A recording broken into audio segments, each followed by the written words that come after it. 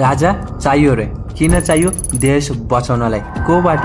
यी नेताहरूबाट। यो मेरो भनाइ होइन, राजावादीहरूको र स्वयं पूर्व राजा ज्ञानेन्द्रको हो। अब समय आयो राष्ट्र जोगाउने हो भने देशको समृद्धि र उन्नतिका निमित्त हामीलाई साथ दिन आह्वान गर्दछौँ। राजावादीहरूको भिड जमरको समर्थन आन्दोलन देखेर गणतन्त्रवादी सरकार डराएको हो त होइन भने यो सूचना हेर्नुहोस्। राष्ट्रपति भवन, उपराष्ट्रपति भवन, सिंहदरबार, प्रधानमन्त्री निवास, संसद भवन क्षेत्र आसपासको 100 मिटर वरपर कुनै पनि किसिमको अनसन, धरना, घेराउ, जुलुस, प्रदर्शन जस्ता कार्य भने 2 महिनाका लागि नगर्न पाइने भनिएको छ। कसका लागि?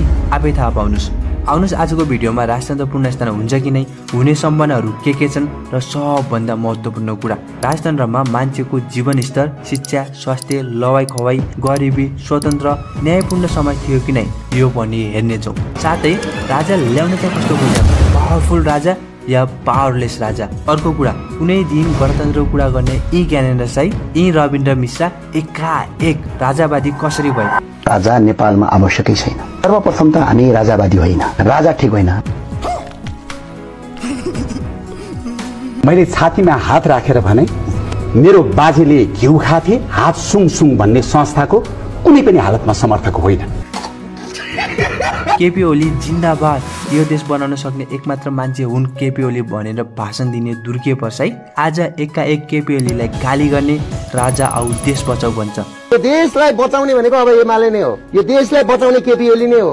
कतै भाग नपाएर यतापट्टि फर्क्या त होइन नि यिनीहरू, यसो सोच्नु होला है। भिडियो अगाडि बढाउनु भन्दा पहिले सब्सक्राइब गर्नु भएको छैन भने प्लिज सब्सक्राइब गरिदिनु होला। राजाहरूसँग भएको शासन राणाहरूले खोसे अनि 104 वर्ष शासन गरे।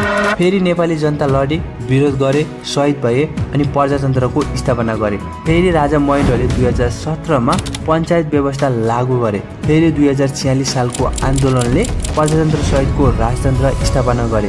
फेरि राजा ज्ञानेन्द्रले सत्ता आफ्नो हातमा लिए। फाइनली 2062-63 सालको माओवादी जनआन्दोलनले राजतन्त्र पूर्ण रूपमा अन्त्य गरी गणतन्त्र घोषणा गर्यो। यति दुःखका साथ ल्याएको व्यवस्था आज एकाएक परिवर्तन गर्न खोजिँदैछ। हिजो ज्ञाने चोर देश छोड, 1200 गुण्डा रुखमा झुण्डा भन्थे, आज राजा आऊ देश बचाऊ भन्छन्। किन? 17 वर्ष गणतन्त्रमा सोचे जस्तो उपलब्धि भएन भनेर नेपाली जनता रिसाउनु ठिकै हो, तर उपलब्धि भने नभएको होइन है।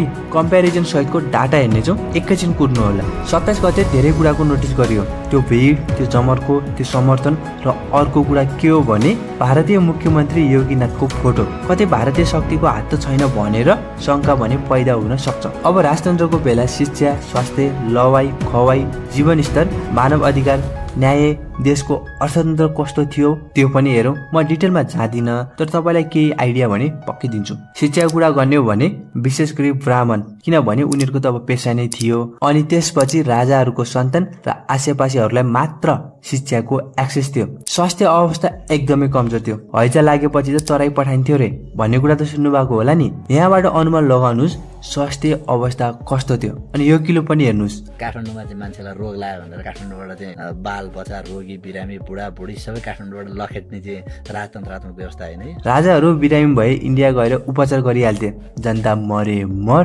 बाँचे बाँच, भमन भरोसा। नेपाली जनताको आधा भाग अर्थात् 40% पपुलेसन गरिबी रेखामुनि थियो। यो राजा समलको कुरा सुन्नुहोस्। आम नेपालीमा त गरिबी धेरै थियो नि। विगतले जे जस्तो भने हरेक तेस्रो व्यक्ति काठमाडौँको सडकमा नाङ्गो खुट्टा हिँड्थ्यो। धेरै व्यक्तिहरूको लुगाहरू चाहिँ नि फाटेको र टालेको हुन्थ्यो। 30-40 वर्ष अगाडि त्यो पनि राजधानी जस्तो ठाउँमा खाली खुट्टा, च्यातिएको लुगा।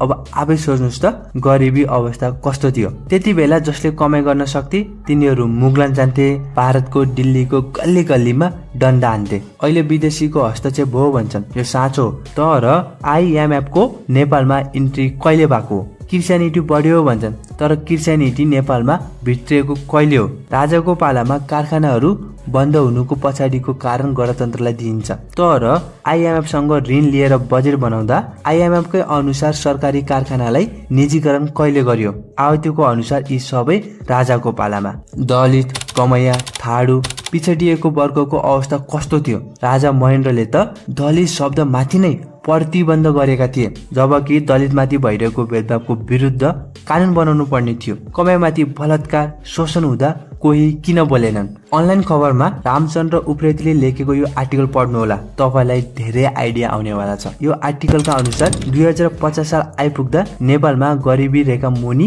40% भन्दा धेरै जनसङ्ख्या थियो। लिटरेसी रेट 39%, अहिले 78% पुगेको छ। औसत आयु 52% थियो, अहिले 81 वर्ष पुगेको छ। सडक सञ्जाल 8328 किलोमिटर मात्र थियो, अहिले 65,000 भन्दा धेरै छ। 20 वर्ष पहिले अर्थात् 2060 सालतिर प्रति व्यक्ति आम्दानी $300 को आसपास थियो, अहिले 1500 को आसपास पुगेको छ। अहिले हाम्रो आसपास हेर्ने हो भने सोचे जस्तो परिवर्तन नभए पनि हिजोका दिन भन्दा अहिले धेरै राम्रो छ। 40 वर्ष पहिले काठमाडौँको होटेलमा विदेशीहरू मात्र हुन्थे रे, अहिले चोक चोकका कफी सपमा हर कोही हुन्छन्। विदेश नै जानु पर्यो नि, जीवनस्तरमा त केही न केही त परिवर्तन आएको छ नि। एटलिस्ट एक्सेस त छ नि। न रोजगार हिजोका दिन थियो न आज छ। विदेश गएर भए पनि परिवार पाल्छु भन्ने केही त आइडिया छ नि, हिजो त त्यो पनि थिएन। सुनेको हिजोको दिन एक शिक्षकको कमाइ 700 देखि 800 हुन्थ्यो रे, अनि राजा अनि राजाका सन्तानको मासिक तलब भनौँ या अरू कुनै लाखौंमा थियो। उपचार फ्री दियो, विदेश भ्रमण फ्री थियो।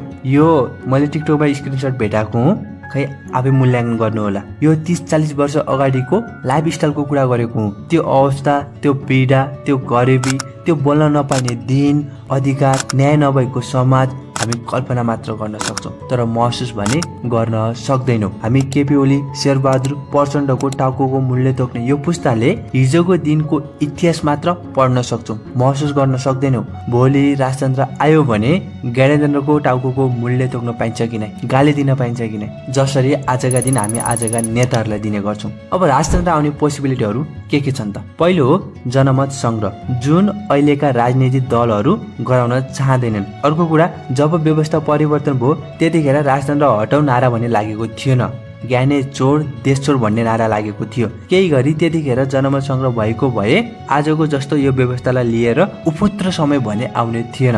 तपाईहरूलाई के लाग्छ, जनमत संग्रह भए राजा आउलान् त? दोस्रो उपाय हो मिलिट्री कु। यसको इतिहास हेर्ने हो भने नेपालमा अहिलेसम्म भएको छैन। नेपाली जनताले जे चाहन्छन् नेपाली सेनाले नि त्यही गर्छन्। उदाहरणको लागि नेपाली सेनाले चाहेको भए 2062-63 को आन्दोलन असफल पार्न सक्थे, राजतन्त्र रहिरहन्थ्यो, तर सेनाले चाहेनन्। सेनाहरू पनि अब राजतन्त्र ल्याउनलाई सामेल छन् भन्ने कुरा सोसियल मिडियामा भाइरल भएपछि यो सेनाले निकालेको सूचना हो, पढ्नु होला। तेस्रो हो सबै दलको एकजुट, जुन असम्भव भन्दा नि धेरै टाढा छ। अर्को हो राजावादी पार्टीहरू अर्थात् राष्ट्रिय प्रजातन्त्र पार्टीले 2/3 ल्याउने, जुन नेक्स्ट टु इम्पोसिबल भन्दा अझै फरक नपर्ला। तर हामीले बुझ्नुपर्ने कुरा के हो भने राजनीतिमा जे नि हुन सक्छ। राष्ट्रिय प्रजातन्त्र पार्टी राप्रपाको सिद्धान्त नै हिन्दू राज्य सहितको राजतन्त्र हो। अहिले किराँत बुद्धिस्टको नि कुरा गर्छन्, पहिला हिन्दू राज्य मात्र भन्थे। अब राप्रपाको कार्यकर्ता कति नै छन् र? संसदमा जम्मा 14 सिट छ क्यारे, अनि स्थानीय तहमा नि खासै गतिलो भने छैन। अनि अर्को कुरा, राजा कस्तो ल्याउन खोजेको,